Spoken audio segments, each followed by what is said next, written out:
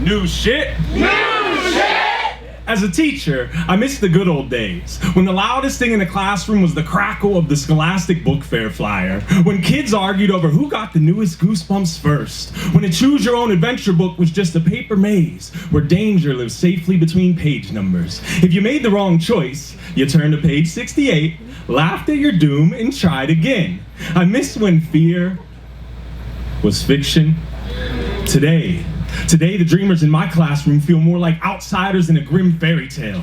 No page 68, no second chance, because today, families are being 86'd, pushed off the page entirely, and the Goosebumps don't come from haunted houses anymore. They come from ice vans playing I Spy outside apartment complexes, from fathers who leave for work, wondering if they'll make it to where the sidewalk ends, from mothers who wonder if a trip to the grocery store will end with more holes in their family tree, from children who realize some people only read their skin just to judge the book by its color.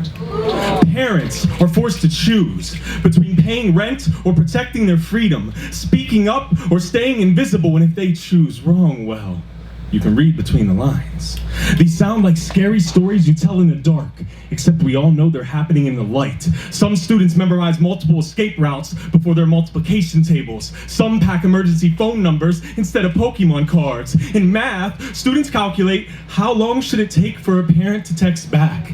In history, students watch hatred repeat itself, a comparison of different timelines where humans were hunted. It was one fish, two fish, now it's brown fish, ruthless dictators who instill a level of fear in our kids, where sometimes the only thing they can hope to say is, I survived.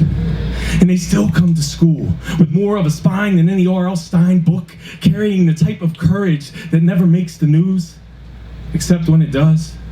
At graduation ceremonies, where empty chairs become yearbook photos, a cap and gown draped over absence. So when my students ask, can ICE agents come into our classroom, I'm reminded today's lesson goes far beyond the bullets and boards. No standardized test can measure uncertainty. No grading rubric can score survival, and no child should have to earn an A in resilience before they're allowed to be a kid.